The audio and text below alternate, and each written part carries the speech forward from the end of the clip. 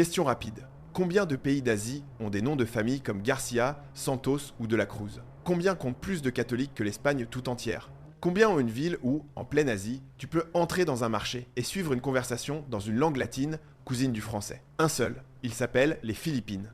Et ce que personne ne t'a appris à l'école, c'est qu'à l'autre bout du monde, à des milliers de kilomètres, il existe un pays qui a quelque chose d'étrangement familier pour nous, latin d'Europe. La même foi catholique, la même empreinte latine gravée dans la langue. Des noms de famille qui sonnent comme les nôtres. Le résultat de 333 ans passés sous la même couronne, avec les mêmes navires et les mêmes moines. Et dans le fait numéro 2 d'aujourd'hui, tu vas découvrir quelque chose qui a relié ce pays d'Asie au continent américain pendant 250 ans d'affilée. Une histoire tellement grande qu'on a du mal à croire qu'elle ne figure dans aucun manuel scolaire. Je ne t'en dis pas plus, mais quand tu arriveras à ce moment-là, tu vas avoir envie de mettre la vidéo en pause et de l'envoyer à quelqu'un. Les faits de cette liste montent en puissance. Le meilleur arrive à la fin, reste avec nous. Et si découvrir la véritable histoire de pays que le monde ignore, c'est ton truc, abonne-toi maintenant et active la cloche. C'est exactement ce qu'on fait ici chaque semaine. C'est parti. Fait 10. Vivre sur une terre vivante. Imagine la scène. Il est 7h du matin. Tu es dans un quartier ordinaire de Manille.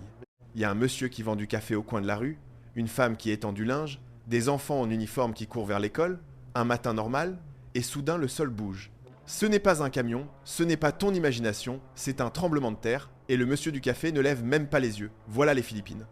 Cette normalité face à l'extraordinaire. L'archipel est posé juste au-dessus de la ceinture de feu du Pacifique, la zone qui concentre 90% des séismes de toute la planète. Le pays enregistre entre 7000 et 14 000 secousses par an. La plupart sont minuscules, presque imperceptibles, mais elles sont là en permanence pour rappeler aux gens qui commandent vraiment. Et si tu quittes Manille pour aller à la campagne, le paysage te le confirme. Le mont Mayon, sur l'île de Luçon, est l'un des volcans les plus parfaits du monde. Un cône si symétrique qu'on dirait un dessin. Et il a connu plus de 47 éruptions depuis 1616. Les gens sèment le riz à son ombre. Ils emmènent leurs enfants à l'école avec ce volcan en arrière-plan. Ils le voient tous les jours depuis leurs fenêtres comme si c'était une montagne ordinaire. Parce que pour eux, c'en est une. Entre juin et novembre arrivent les typhons. Les Philippines en reçoivent entre 18 et 20 par an, plus que presque n'importe quel autre pays du monde. Il y a des familles qui chaque année rassemblent leurs affaires, attendent que ça passe et recommencent. Pas comme une tragédie, comme une routine. Et malgré tout, si tu regardes le visage de n'importe quel Philippin dans la rue, au marché, à l'intérieur d'un jeepney coincé dans les embouteillages de Manille, ce que tu vois, c'est un sourire. Ils ont même un mot pour cette attitude. Bahalana. Quelque chose comme « ce que Dieu voudra », mais dit sans dramatiser. Un calme qui n'est pas de la résignation, c'est de la résilience taillée au fil des générations. Fait 9. Le pays qui envoie ses enfants dans le monde entre dans n'importe quel aéroport des Philippines à 5h du matin et fais attention. Ce que tu vas voir, tu ne l'oublies pas. Des familles entières serrées les unes contre les autres dans le hall des départs. Une mère qui étreint son fils adulte et ne le lâche plus. Un homme avec d'énormes valises, les yeux rouges d'avoir passé la nuit blanche, des petits-enfants qui ne comprennent pas vraiment pourquoi papa doit encore repartir. Cette scène se répète tous les jours. Parce que les Philippines exportent des personnes. Il y a même un terme officiel, OFW, Overseas Filipino Worker, travailleurs philippins à l'étranger. Plus de 10 millions de Philippins travaillent hors du pays en ce moment même. En Arabie Saoudite, aux Émirats, à Hong Kong, à Singapour, en Espagne, en Italie et jusque dans nos hôpitaux français. Dans presque n'importe quel hôpital du monde, il y a une infirmière philippine. Sur presque n'importe quel bateau de croisière de luxe, il y a des Philippins en cuisine et en salle. Sur les grands chantiers de construction du Golfe, il y a des Philippins qui lèvent des immeubles sous un soleil qui dépasse les 45 degrés. Pourquoi partent-ils? Parce que l'économie philippine a progressé de 5-7% en 2024, un chiffre que beaucoup de pays aimeraient avoir, mais cette croissance ne se répartit pas de la même façon dans toutes les poches. Et pour des millions de familles, le pari le plus sûr reste de traverser un océan. Ce qui le renvoie au pays le fait tourner. En 2024, les transferts d'argent ont atteint un record de 4 milliards de dollars, près de 9% de toute l'économie philippine. Un peso sur 8 qui circule dans le pays vient de quelqu'un qui est loin, et ça se voit physiquement dans les quartiers. Il y a des maisons construites grâce à cet argent, 2 étages, façade en carrelage, grilles neuves, entourées de maisons plus modestes. À l'intérieur de cette belle maison, souvent il n'y a qu'une grand-mère qui garde ses petits-enfants, parce que les parents sont sur un autre continent. Il y a des villages entiers où ceux qui sont restés, ce sont les vieux et les enfants, ceux qui ont l'âge de travailler, travaillent ailleurs. Un pays qui veut les siens près de lui, mais qui a besoin de les envoyer loin pour survivre. Cette contradiction, cette douleur quotidienne et silencieuse, fait partie de ce que signifie être philippin aujourd'hui. Fait 8. Le géant catholique de l'Asie. Un dimanche ordinaire à Manille, 8h du matin. Si tu es dans la rue, la première chose qui te frappe, ce n'est pas la circulation ni le bruit, ce sont les gens. Des chemises blanches repassées, des robes colorées, des familles entières qui marchent ensemble avec la Bible sous le bras. Ils ne vont pas à une fête, ils vont à la messe. Et ça se passe chaque semaine dans tout l'archipel. Les Philippines comptent plus de 93 millions de catholiques, selon des données du Vatican publiées en 2025. C'est le pays le plus catholique de toute l'Asie et le troisième du monde entier, dépassé uniquement par le Brésil et le Mexique. Pour te donner une idée, c'est plus de catholiques que dans toute la France. En plein Asie du Sud-Est, entouré de pays bouddhistes, musulmans et hindous, il y a une nation où 82% des gens sont catholiques pratiquants. Pour comprendre comment on en est arrivé là, il suffit de regarder le centre de n'importe quel village philippin. Il y a une église. Pas à côté de la place centrale, au centre de la place centrale. C'est le même plan colonial que tu vois dans n'importe quel village fondé par les Espagnols. L'église d'abord, le monde autour. Quand les moines sont arrivés en 1565, ils ont appris les langues locales, traduit le catéchisme en tagalog et en cebuano, construit ces églises de pierre qui tiennent encore debout aujourd'hui. La foi s'est tissée avec la culture locale jusqu'à en devenir inséparable. 333 ans plus tard, les Espagnols sont partis, les croix sont restées. Aujourd'hui, la Semaine Sainte aux Philippines. C'est quelque chose qu'il faut voir pour le croire. Les processions nocturnes remplissent les rues de milliers de personnes qui portent des statues, pieds nus, en silence, avec des bougies allumées. Et dans certains villages de l'intérieur, il y a une chose difficile à voir ailleurs dans le monde. Il y a des personnes qui se crucifient pour de vrai, en se clouant les paumes des mains sur des croix de bois comme acte de pénitence et de dévotion. L'Église ne l'approuve pas officiellement, mais elle n'a pas non plus réussi à l'arrêter. Ça fait des décennies que ça dure. Voilà une foi qui n'a besoin qu'on lui explique rien. Fait 7. La vie des gens ordinaires. Laissons un instant les grands chiffres et descendons dans la rue. Parce que pour comprendre vraiment les Philippines, il faut comprendre comment vivent les gens ordinaires un mardi matin. Le moyen de transport le plus emblématique du pays, c'est le jeepney. À l'origine, c'était des jeeps militaires que les Américains avaient laissés à l'abandon à la fin de la Seconde Guerre mondiale. Les Philippins les ont récupérés, allongés, peintes de couleurs éclatantes dorées, rouges, bleues, leur ont ajouté des néons, des figures de saints sur le tableau de bord et des noms peints sur la carrosserie et en ont fait le transport public le plus coloré de la planète. Aujourd'hui, les jeepneys sillonnent toutes les villes de l'archipel, chargés de monde, de musique et de saints, comme une fête en mouvement. Le riz est dans chaque repas. Petit déjeuner, déjeuner, dîner, il y a toujours du riz. C'est le pilier de la cuisine philippine, qui mélange les techniques et les saveurs de 3 mondes différents. La base malayo-polynésienne des peuples autochtones, les ragoûts et les fritures apportées par les Espagnols, et l'usage de la sauce soja et du gingembre venus avec les commerçants chinois. Le résultat, c'est une cuisine qui ne ressemble à aucune autre, avec des plats comme l'adobo de la viande marinée au vinaigre et à l'ail, ou le sinigang, une soupe acide au tamarin que beaucoup de Philippins décrivent comme le goût de leur enfance. La famille, c'est tout. Les Philippins n'abandonnent pas leurs aînés dans des maisons de retraite, ils les intègrent. C'est normal que 3 générations vivent sous le même toit. La grand-mère garde les petits-enfants pendant que les parents travaillent. Les enfants adultes soutiennent financièrement leurs parents quand ils vieillissent. Et quand il y a une célébration, un anniversaire, un baptême, une remise de diplôme, la fête dure des jours et tout le monde y a sa place. Oncle, cousin, voisin, l'ami de l'ami, dont personne ne se rappelle exactement d'où on le connaît. Quelle est la passion sportive qui unit le pays? Le basket. Pas le foot, pas le baseball, le basket. Dans un pays au climat tropical où il fait chaud toute l'année, la NBA est une religion nationale presque au même niveau que l'Église catholique. Il y a des terrains improvisés dans chaque quartier, dans chaque village, sur chaque île, avec un panneau en bois cloué à un poteau électrique et des enfants pieds nus qui jouent sous le soleil jusqu'à la nuit tombée. Les Philippines, c'est ça. Des couleurs, du riz, la famille et un terrain de basket à chaque coin de rue, fait 6. Des noms de familles espagnoles sans une goutte de sang espagnol. Va te promener dans Manille et lis les enseignes. Les noms sur les boutiques, les plaques sur les portes, Santos Bakery, Garcia Auto Repair, De la Cruz, Fils, Flores Electronics. Tu pourrais te croire dans une ville d'Espagne ou d'Amérique latine, sauf que tu es en Asie. Et l'immense majorité de ces personnes, qui s'appellent Garcia, Reyes, Cruz, Torres, Flores ou Mendoza, n'ont pas une seule goutte de sang espagnol. Leurs familles sont Tagalog, Ilocano, des peuples malayo-polynésiens qui vivaient sur ces îles bien avant l'arrivée du premier espagnol. Alors pourquoi s'appellent-ils comme ça? Le 21 novembre 1849, le gouverneur général Narciso Claveria a émis un décret colonial qui ordonnait à tous les Philippins d'adopter un nom de famille tiré du Catalogo Alfabético de Apellidos, un livre imprimé avec des milliers de noms en espagnol, en tagalog et en chinois. L'objectif était pratique et froid, identifier chaque habitant pour lui prélever des impôts et tenir un registre en ordre. Avant ce décret, beaucoup de Philippins n'utilisaient qu'un seul nom, celui du saint de leur dévotion, qu'ils changeaient quand ils voulaient. Ce qui a suivi tient du surréalisme. Les fonctionnaires coloniaux ont distribué les noms de famille village par village dans l'ordre alphabétique. Un village entier recevait tous ceux qui commençaient par la lettre A, le suivant par B, et ainsi de suite jusqu'à la lettre Z. Une famille pouvait se retrouver avec le nom Alboroto Tapage, une autre avec Vaca, vache, sans l'avoir choisi, sans que ça ait le moindre rapport avec son histoire. C'est ce qui leur est tombé dessus dans la liste. Alors, aujourd'hui, quand tu rencontres un Philippin qui s'appelle Juan Garcia ou Maria Santos, tu n'es pas face à un descendant de conquistadors. Tu es face à quelqu'un dont l'arrière-arrière-grand-père s'est rendu au registre colonial en 1849 et en est ressorti avec un nom qu'on lui a donné comme on distribue un ticket de file. D'attente. Et il y a quelque chose d'encore plus curieux dans tout ça. Ce nom imposé a survécu. Les Philippins l'ont adopté, l'ont gravé sur les tombes de leurs grands-parents, l'ont mis sur les enseignes de leur commerce, l'ont transmis à leurs enfants et à leurs petits-enfants. Un nom né d'une liste administrative coloniale est devenu identité familiale, fierté, quelque chose qu'ils ressentent aujourd'hui comme entièrement le leur, même s'il est arrivé par décret. C'est comme ça que fonctionne la culture. Elle prend ce qu'on lui impose et, avec le temps, le transforme en quelque chose de propre. C'est probablement l'opération de changement de nom la plus massive et la plus arbitraire de l'histoire, et en même temps l'une des plus totalement assimilées. Tu savais que ça s'était passé?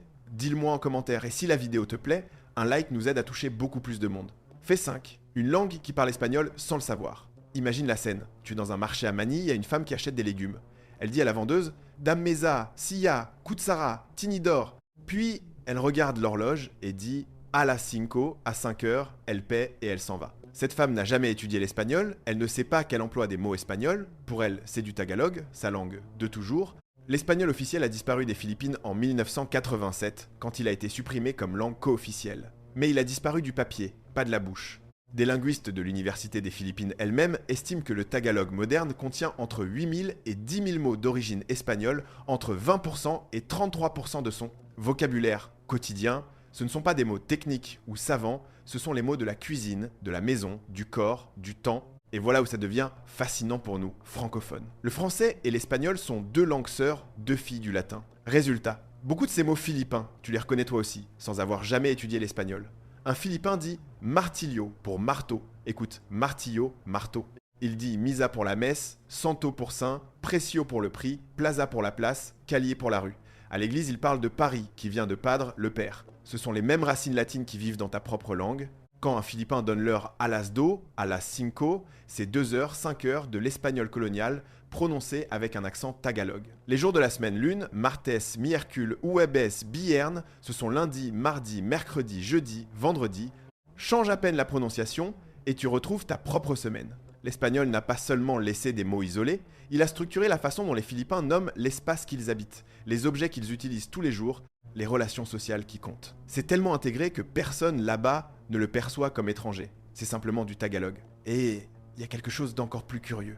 Certains mots du tagalog ne viennent pas de l'espagnol d'Espagne. Ils viennent de l'espagnol qu'on parlait sur le continent américain à l'époque coloniale. Des mots arrivés aux Philippines à bord des navires qui traversaient le Pacifique, ce dont on parlera au fait numéro 2. Pour l'instant, il suffit de savoir que le tagalog a des mots d'origine nahuatl, la langue des peuples autochtones d'Amérique centrale, qui ont traversé l'océan sur ces navires et se sont fixés pour toujours dans la langue philippine.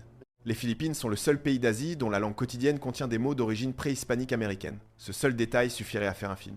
Fait 4. L'homme que l'Espagne a fusillé, et qui a gagné quand même. Imagine un jeune homme de 35 ans, médecin, ophtalmologue, romancier, sculpteur, polyglotte. Il parle le tagalog, l'espagnol, l'allemand, le français, l'anglais, l'italien, le japonais et l'arabe, entre autres. Né aux Philippines, formé en Europe, il a d'ailleurs vécu et étudié à Paris et à Heidelberg, revenu sur sa terre avec une mission claire, la réveiller. Cet homme s'appelait José Rizal, et ce qu'il a fait avec une plume a changé l'histoire d'un pays entier. En 1887, il publie Noli me tangeur, ne me touche pas en latin.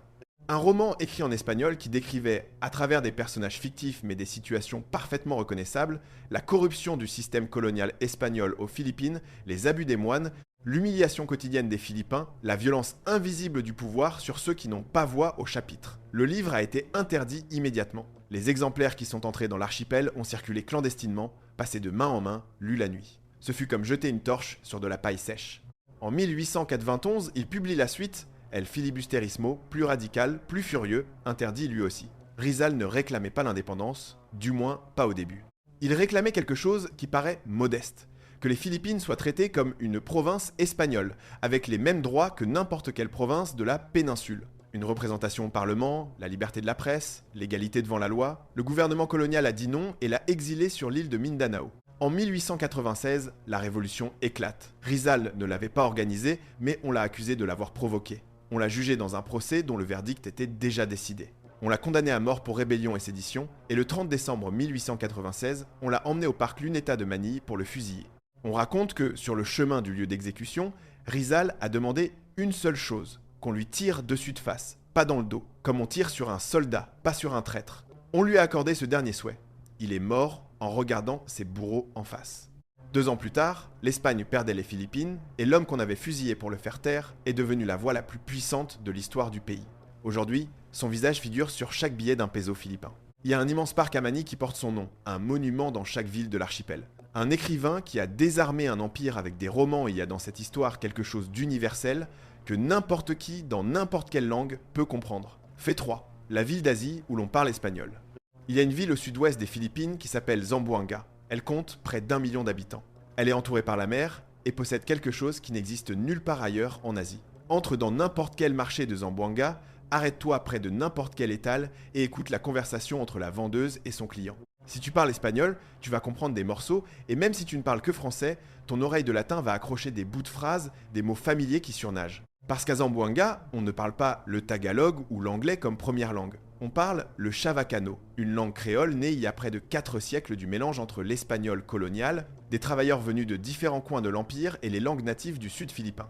C'est le seul créole à base espagnole qui existe dans toute l'Asie et il est toujours vivant.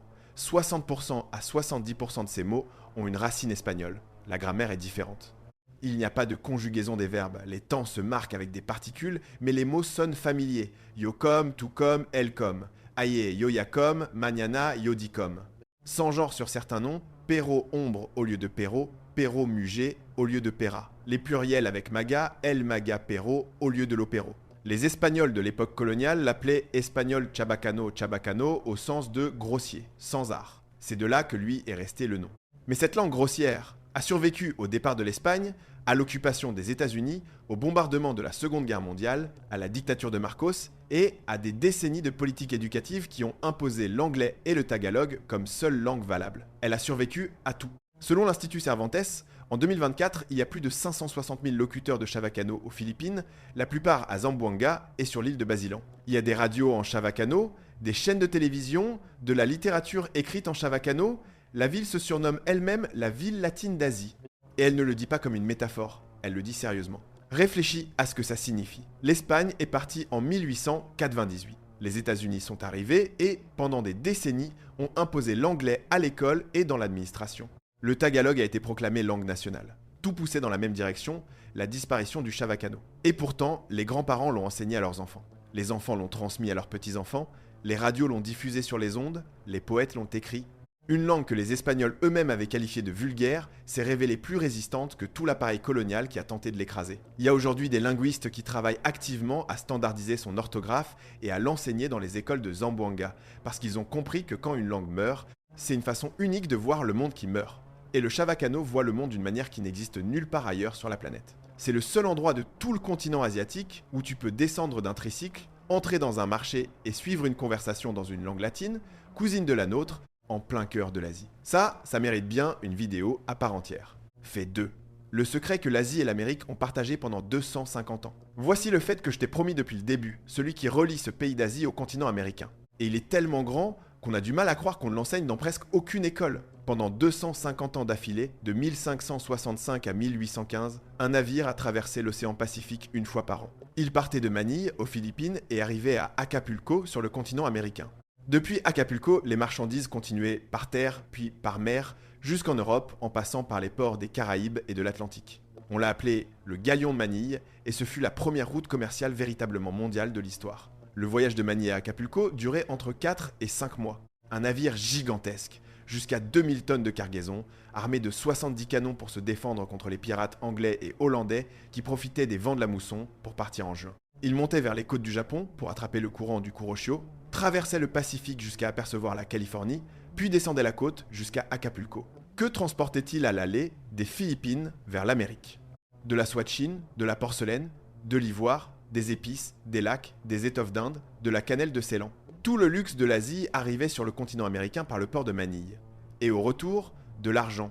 De l'argent extrait des mines d'Amérique Zacatecas, Potosí qui traversait le continent par voie terrestre et rembarquait vers l'Asie. Cet argent américain, c'est lui qui a financé le commerce de toute l'Asie orientale pendant 2 siècles et demi. La route complète, depuis Séville, en traversant l'Atlantique, puis le continent américain, puis le Pacifique jusqu'à Manille, couvrait environ 15 000 milles nautiques. C'était la route la plus longue de la planète à son époque. La première fois dans l'histoire que l'Asie, l'Amérique et l'Europe se retrouvaient reliés de façon régulière. Et cette connexion a laissé des traces qu'aujourd'hui presque personne ne reconnaît pour ce qu'elles sont. Les mots nahuatl, qui vivent dans le tagalog tsokolate pour chocolat, camote pour patate douce, ont traversé le Pacifique sur ces navires d'Amérique vers les Philippines.